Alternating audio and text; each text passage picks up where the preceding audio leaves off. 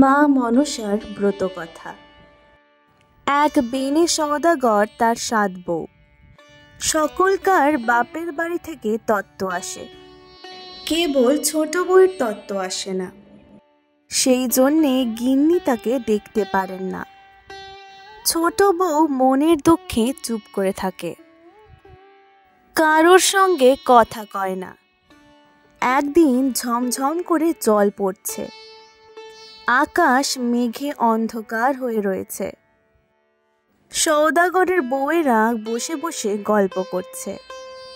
কেউ বলছে এই বাদলায় যদি বেশ গরম গরম খিচুড়ি হতো।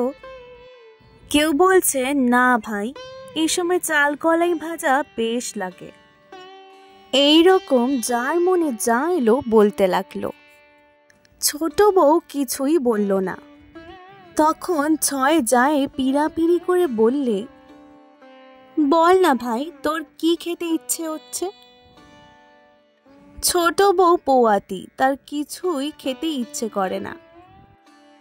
অনেক ভেবে চিনতে বললে, আমার কেবল মাছের অম্বল দিয়ে 2টি পান্তা ভাত খেতে ইচ্ছে করছে। দেখতে দেখতে সন্ধ্যা হলো, তখনও টিপ টিপ করে জল পড়ছে। সব বউয়েরা বললে, চল ভাই কাপড় কেচে আসি। তখন সকলে পুকুরে কাপড় কাচতে গেল। সওদাগরের বাড়ির কাছে একটা বন ছিল। বনের মধ্যে অষ্টনাগ বাস করত। একদিন বনে আগুন লাগাতে অষ্টনাগ বন থেকে পালিয়ে পুকুরে মাছের ঝাঁক হয়ে রইল। সেই দিন সন্ধ্যাবেলা 7 যায় যখন কাপড় কাচ্ছে, তখন ছোট বউ ওই মাছের ঝাঁক দেখতে পেলে অমনি গামছা দিয়ে সেগুলিকে ধরে নিয়ে এলো। তখন সকলে বললে, ওই দেখেছিস না, ছোট বউয়ের স্বাদ মিটল। ছোট বউ আহ্লাদে আধখানা হয়ে সেগুলিকে একটি কলসির ভেতর জলে রেখে দিল। তারপর দিন ছোট বউ অম্বল রাঁধবার জন্য মাছ আনতে গিয়ে দেখে সর্বনাশ।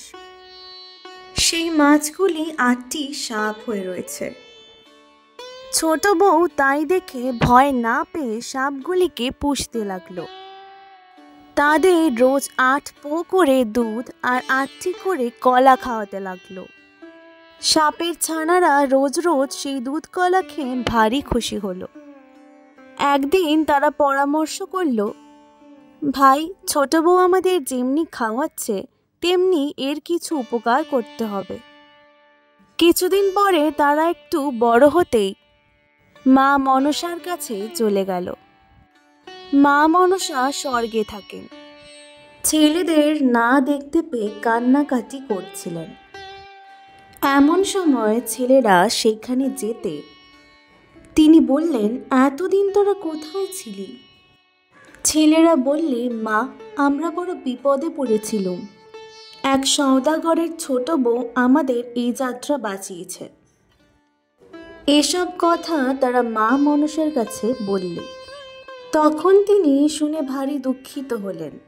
তার দুঃখ দেখে অষ্টনাগ বলতে লাগলো, মা, ছোট বউকে এখানে আনতেই হবে। তার শাশুড়ি তাকে ভারী কষ্ট দেয়। এই কথা শুনে মা মনসা বললেন, তাকে আনা হবে না বাপু, কারণ তোমরা ভারী খলজাত। কথায় কথায় রাগ করো, আর সে বেচারি নরলোক হতে আসবে, পদে পদে অপরাধ করবে, আর তোমরা তাকে খেয়ে ফেলবে। তাহলে আমার অভয়া নামে কলঙ্ক হবে। এই কথা শুনে অষ্টনাগ বললে, না মা, আমরা প্রতিজ্ঞা করছি তা কখনোই হবে না। আমরা তাকে কিচ্ছু বলবো না। আহা, তার ভারী কষ্ট। তার শাশুড়ি বলে, ছোট বউয়ের বাপের বাড়ির সবাই মরেছে, কেউ কখনো খোঁজ করে না। তা মা, তুমি তার মাসি হয়ে যাও, গিয়ে তাকে এখানে নিয়ে এসো, না আনলে আমরা খাবো না। তখন মা মনসা স্বর্গ হতে মর্তে এলেন। তিনি শাখা, সিঁদুর, চুড়ি, নোয়া ও নথ নিয়ে সওদাগরের বাড়িতে গেলেন।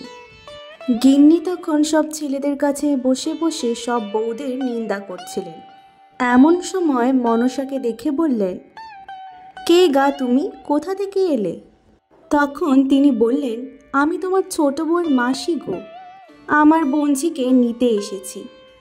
গিন্নি বললেন, সে কি গো, এতদিন কেউ কোথাও ছিল না, এখন মাসি পিসি কোথা থেকে এলো? যা হোক বাপু, তোমাদের মেয়ে তোমরা নিয়ে যাও। গিন্নি এই কথা বলতেই মা মনসা একখানি রথ আনলেন। ছোট বউ সকলকে নমস্কার করে সেই রথে গিয়ে বসল। মা মনসা বললেন, মা তুমি চোখ বুজিয়ে বসে থেকো, আমি যখন চোখ খুলতে বলবো তখন চোখ খুলবে। ছোট বউ সেই রকম করে বসে রইল। এদিকে রথ গিয়ে স্বর্গে পৌঁছলো। তখন মা মনসা চোখ খুলতে বললেন। ছোট বউ চোখ খুলে দেখে সুন্দর বাড়ি, আর সেই 8টি নাক সেইখানে রয়েছে। ছোট বউ দেখেই অবাক। মা মনসা বললেন, দেখো মা, তুমি রোজ আমার পুজোর আয়োজন করবে, আর তোমার এই 8 ভাইয়ের জন্য দুধ গরম করে রাখবে। আর একটি কথা, এই তুমি কখনো দক্ষিণ দিকে চেও না। এই রকমই কিছুদিন যায়।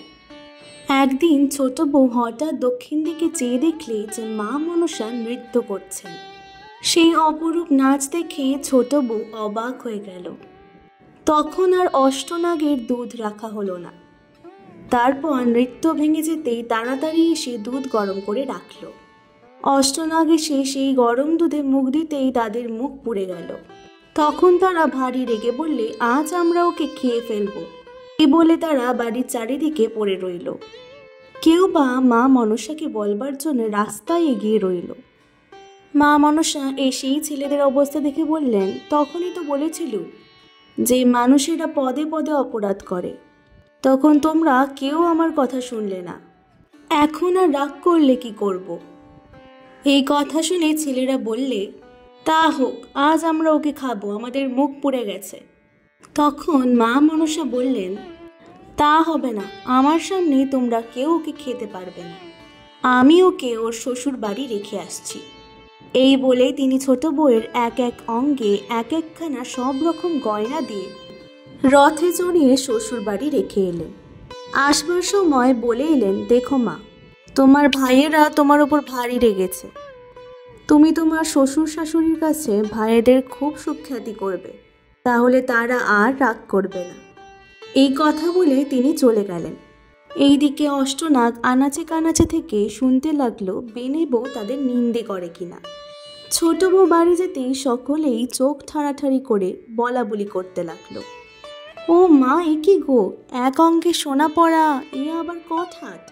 বেনে বউ বুঝতে পেরে বললে, বেঁচে থাক আমার আরণ নাক, পারণ নাক ঢেড়া বোড়া পুয়ে, বেঁচে থাক আমার আরুল পারুল কেউটে, চাঁদের পাকেন মাসি নিয়ে, বেঁচে থাক 8 ভাই যার, সোনার নুপুর পায়ে তার।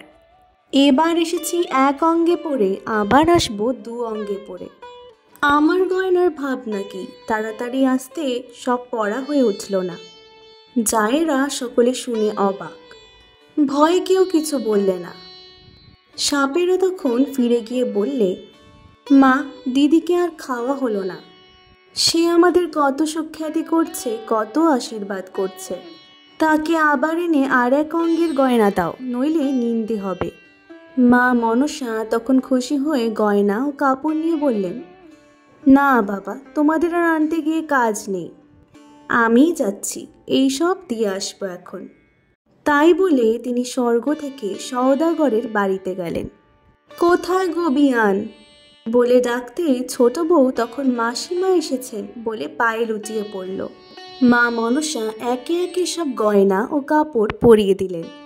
যাবার সময় বললেন, মা, আমি তোমার মাসি নই, আমি মনসা। তুমি এই পৃথিবীতে আমার পুজো প্রচার করবে। আমি ফণী মনসা গাছে সর্বদা থাকি। দশহরা ও নাগপঞ্চমীর দিনে ওই গাছ এনে আমার পুজো করবে, আর ভাদ্র মাসে অরন্ধনের দিন শুদ্ধাচারে পুজো করে আমাকে পান্তা ভাতের স্বাদ দেবে। যে আমাকে ওই রকম পুজো করবে তার কখনো সাপের ভয় থাকবে না। এই কথা বলে তিনি সওদাগরের বাড়ি থেকে অন্তর্ধান হলেন।